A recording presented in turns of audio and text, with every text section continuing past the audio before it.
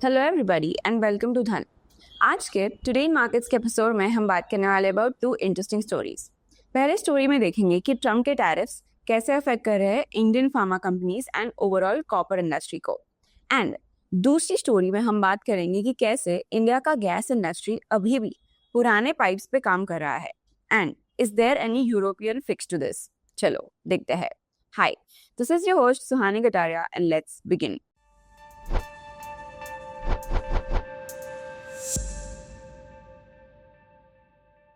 Trump के 200% का tariff bomb versus Indian pharma, क्या होने वाला है? पहले ट्रम्प के तीखे टैरिफ थ्रेट्स। जुलाई 9, 2025 को यूएस प्रेसिडेंट डोनाल्ड ट्रम्प ने वार्निंग दी कि वो फार्मा इंडस्ट्री पर 200% तक के इंपोर्ट टैरिफ्स लगा सकते हैं, स्पेशली इंडिया जैसे कंट्रीज जो low cost generic medicine US को एक्सपोर्ट करती है। ट्रम्प ने कहा बहुत जल्द एक अनाउंसमेंट आएगी, 200% जैसे हाई टैरिफ्स होंगे, लेकिन तुरंत नहीं एप्लीकेबल होंगे। फार्मा कंपनीज को 1 to 1.5 ईयर्स मिलेगा एडजस्ट करने के लिए। इसके अलावा ट्रम्प ने कहा कि सेमीकंडक्टर्स पर भी सिमिलर हाई इंपोर्ट टैरिफ्स की बात की है और अप्रैल 25 में भी फार्मा पर नेवर सीन बिफोर लेवल्स का थ्रेट दिया गया था, लेकिन अब तक कोई ऑफिशियली एग्जीक्यूटिव ऑर्डर नहीं आया था। बट इंडिया सबसे ज्यादा अफेक्टेड क्यों है? बिकॉज इंडिया यूएस का नंबर 1 फार्मा सप्लायर है, specially in generic medicine. FY25 का अगर एक्सपोर्ट डेटा देखते हैं तो total pharma exports are $30.46 billion and उसमें से हम यूएस को $9.8 बिलियन का एक्सपोर्ट करते हैं। उसमें यूएस का share is 34.5% of India's pharma exports are by value and 40% of total generic exports. अब ट्रम्प के टैरिफ्स का पॉसिबल इम्पैक्ट क्या होगा? यूएस में इंडियन मेडिसिन महंगी हो जाएगी एंड उसके वजह से डिमांड घट सकती है। जेनेरिक मेडिसिन का ग्लोबल कॉम्पिटिटिव एडवांटेज जो है इंडिया के पास वो चला जाएगा and EBITDA which is profit before tax and interest में 9% to 12% का डेंट लग सकता है, स्पेशली उन कंपनीज को जिनका मेजर बिजनेस यूएस से आता है, जैसे एग्जाम्पल सिप्ला, लुपिन एंड ऑरोबिंदो। और यूएस की health care system heavily dependent है इंडियन जेनेरिक्स पर, particularly for cancer, diabetes and antibiotics. अगर यूएस में price sensitive buyers generic meds लेना बंद करते हैं तो इंडियन फार्मा को डिमांड प्लस प्रॉफिटेबिलिटी दोनों में हिट लगेगा। अब बात करते हैं फार्मा स्टॉक्स फिर भी इतने पॉजिटिव क्यों है? डिस्पाइट इतना बड़ा थ्रेट जो जुलाई 9, 2025 को इंडियन फार्मा स्टॉक्स में फिर भी पॉजिटिव मोमेंटम दिखाया है and the performance highlights are Laurus Labs, Lupin, Biocon, Mankind सब 1 to 3% ऊपर है। निफ्टी फार्मा इंडेक्स भी 0.3% ऊपर था, जबकि Nifty 50 was down by 0.13%। Laurus Labs has touched its 52-week high and is up by 29% year to date. तो इन्वेस्टर्स बिलीव करते हैं कि ट्रम्प के थ्रेट्स इंप्लीमेंट होने में टाइम लगेगा। ये पॉलिटिकल ड्रामा भी हो सकता है बिकॉज इलेक्शन मोड ऑन है एंड इंडियन कंपनीज के पास टाइम और स्ट्रेटजी है एडजस्ट करने के लिए। अब real impact Indian pharma sector पे है और डीप डाइव करते हैं शॉर्ट टर्म कंसर्न्स पे। यूएस प्राइसिंग प्रेशर और टैरिफ फियर्स के बीच कंपनीज हेजिडेंट हो सकती है नए लॉन्चेस में। कंप्लायंस और लिटिगेशन रिस्क भी बढ़ सकते हैं, specially for US FDA regulated drugs and smaller companies या हाई यूएस एक्सपोजर वाली firms like Natco and Aurobindo पर सबसे पहला इम्पैक्ट पड़ेगा। अगर मिड टर्म एडजस्टमेंट्स की बात करते हैं तो कंपनी शायद कॉस्ट पास थ्रू करने की कोशिश करे, लेकिन यूएस रेगुलेटर्स या इंश्योरेंस उसे एक्सेप्ट करेंगे या नहीं वो अब तक अनक्लियर है। कुछ कंपनीज यूएस के अंदर ही मैन्युफैक्चरिंग का मॉडल एक्सप्लोर कर सकती है, कॉन्टैक्ट मैन्युफैक्चरिंग विया पार्टनर्स, एंड फोकस शायद नॉन यूएस मार्केट्स जैसे EU, Latin America, Japan, middle east पर भी शिफ्ट हो सकता है। बट अगर लॉन्ग टर्म व्यू की बात करें तो वो शायद एक अपॉर्चुनिटी में कन्वर्ट हो सकती है, क्योंकि इंडियन फार्मा को प्रोडक्ट मिक्स शिफ्ट करना होगा, जैसे वो हाई मार्जिन होने चाहिए, कॉम्प्लेक्स जेनेरिक्स या बायोसिमिलर्स की तरफ, R&D and niche drug development, oncology, injectables and autoimmune पे ज्यादा इन्वेस्टमेंट आएगा and domestic API and KSM production grow करेगा due to PLI schemes reducing cost dependency on China. अब बात करते हैं और दूसरे टैरिफ थ्रेट्स की जो कॉपर एंड ब्रिक्स पे भी आया है। कॉपर इंपोर्ट्स 50% टैरिफ का ट्रम्प का प्लान है। इंडिया ने $2 बिलियन का कॉपर एक्सपोर्ट किया है FY25 में, एंड उसमें से यूएस का शेयर है अराउंड 17%। मार्केट बिलीव करता है कि इंडिया का डोमेस्टिक कॉपर डिमांड अब्सॉर्ब कर लेगा, और ब्रिक कंट्रीज इंक्लूडिंग इंडिया, जहाँ पे ट्रम्प ने 10% फ्लैट टैरिफ की धमकी दी है, कह के ये डॉलर सिस्टम को चेंज कर सकता है। अब all in all final thoughts ऐसे है, और क्या एक्सपेक्ट कर सकते हैं कि ट्रम्प की स्टेटमेंट इम्पैक्टफुल जरूर है, लेकिन एक्चुअल एग्जीक्यूशन अभी तक अनसर्टेन है। इंडियन फार्मा का स्ट्रॉन्ग R&D, कॉस्ट एफिशिएंसी और नीश स्ट्रैटेजी उसे एज दे रही है, एंड इन्वेस्टर कॉन्फिडेंस तब तक बना रहेगा जब तक क्लैरिटी नहीं आती, लेकिन कंपनीज ऑलरेडी प्लान बी पे काम कर रही है। और आज की दूसरी न्यूज, समझते हैं इंडिया का गैस टारगेट क्या है and why is it bending towards cleaner energy future. Modi government का एम है कि नेचुरल गैस का यूज बढ़ाया जाए और 2030 तक इंडिया की टोटल एनर्जी कंजम्पशन में गैस का शेयर 15% हो, जो आज के अप्रॉक्स 6.3% है। नेचुरल गैस को ब्रिज फ्यूल माना जा रहा है, जो कोल से क्लीन है और रेन्यूएबल एनर्जीज जैसे सोलर और विंड से ज्यादा रिलायबल है। इस ट्रांजिशन से इंडिया को अपने क्लाइमेट चेंज टारगेट्स भी अचीव करने में हेल्प मिलेगी। पर प्रॉब्लम है कि पाइपलाइंस पुरानी है और डिस्कनेक्टेड है। इंडिया का गैस पाइपलाइन नेटवर्क आउटडेटेड और फ्रैगमेंटेड है। उनका करंट पाइपलाइन स्टेटस है, इंडिया के पास लगभग 23,000 किलोमीटर पाइपलाइंस है, लेकिन ये एक दूसरे से प्रॉपर्ली कनेक्टेड नहीं है, और कई जगह पे पाइपलाइंस का यूज सिर्फ 30 to 40% तक ही हो रहा है। नेटवर्क डिजाइन काफी लोकल डिमांड बेस्ड है। नेशनल कनेक्टिविटी का विजन अब तक मिसिंग है। एक्सेस और प्राइसिंग सिस्टम नॉन ट्रांसपेरेंट है, जिसका फायदा लेगेसी प्लेयर्स उठा रहे हैं। अब LNG सस्ता है, पर एंड यूजर तक पहुंचना महंगा है। इंडिया वर्ल्ड मार्केट से LNG इंपोर्ट करता है, लेकिन पोर्ट से सिटीज या इंडस्ट्रियल एरियाज तक जाने के लिए वो काफी कॉस्टली है। दहेज, हजीरा, एनोर जैसे पोर्ट्स पे गैस आता है, पर इसका डिलीवरी सिस्टम काफी बॉटलनेक्ड है। Layer tariffs plus poor connectivity और लेगेसी कॉन्ट्रैक्ट्स की वजह से गैस एंड यूजर तक महंगा पड़ता है, चाहे ग्लोबल प्राइसेस कितनी भी गिर जाए। तो अब इसका सोल्यूशन क्या है? Europe style entry exit model use कर सकते हैं। अब गवर्नमेंट सोच रही है कि यूरोपियन सिस्टम अडॉप्ट किया जाए, जिसे कहते हैं entry exit tariff model.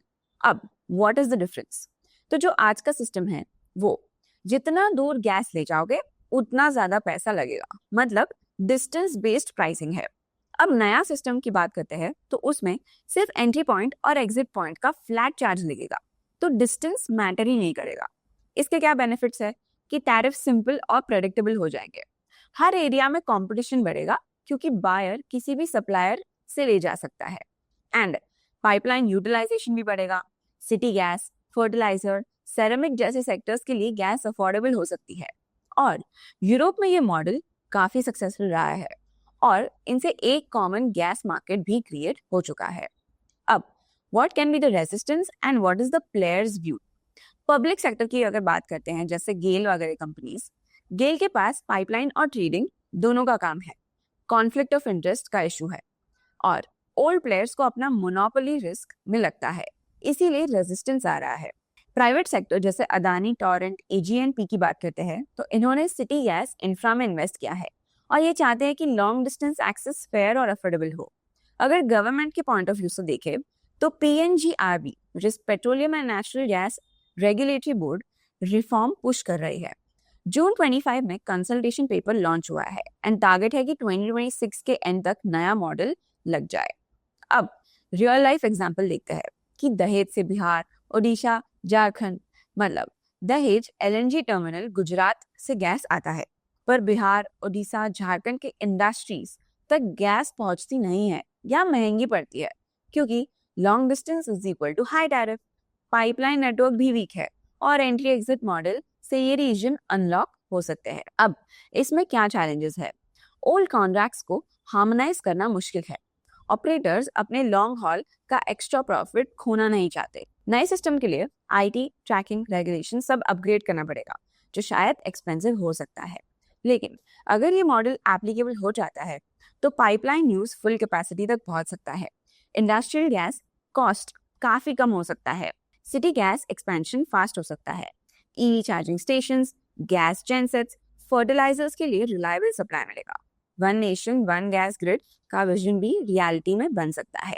Okay, अब चलते हैं हमारे न्यूज़ फ्लैश सेक्शन की ओर, जो आपको स्कैनिक्स की न्यूज़ टैब के अंदर न्यूज़ फ्लैश सेक्शन मिलेगा, जहाँ पे अगर आपको क्विक न्यूज़ का एक्सेस चाहिए तो आप उसे एक्सप्लोर कर सकते हो।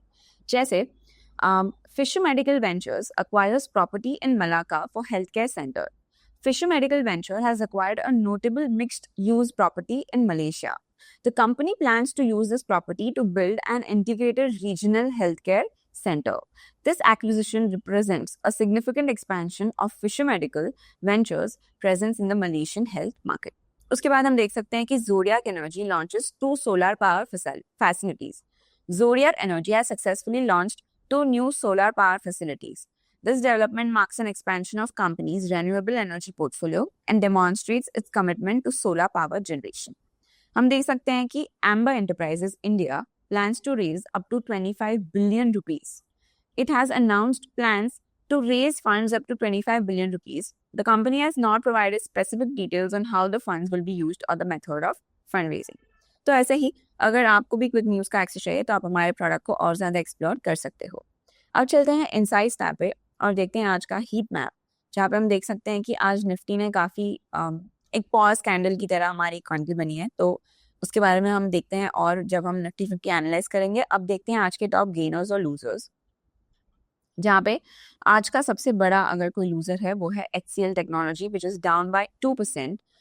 उसके बाद हम देख सकते हैं कि Tata steel is down by 1.83%।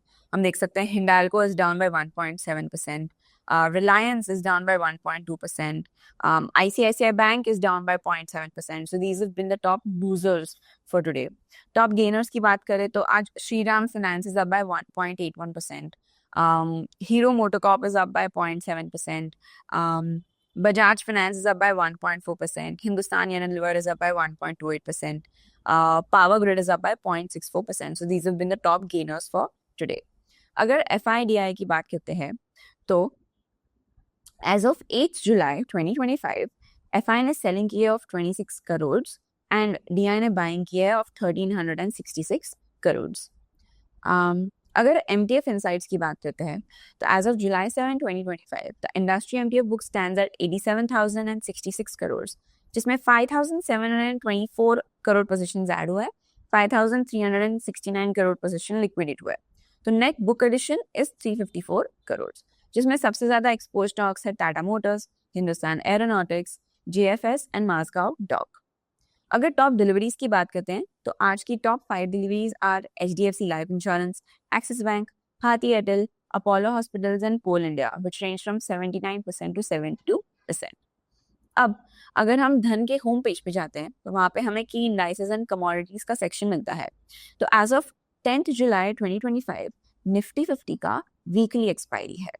अब चलते हैं धन चार्ट्स पे एंड एनालाइज करते हैं निफ्टी 50 फॉर टुडे। तो जैसे हम देख सकते हैं कि आज फिर से एक रेड कैंडल बनाया है, लेकिन काफ़ी वो ऐसे छोटा सा रेड कैंडल है। हम देख सकते हैं Nifty 50 has closed in the negative by 46 points. If you look at Nifty, it opened around 25,514. उसने एक हाई बनाया ऑफ 25,548, लो बनाया of 25,424 and eventually closed around 25,476.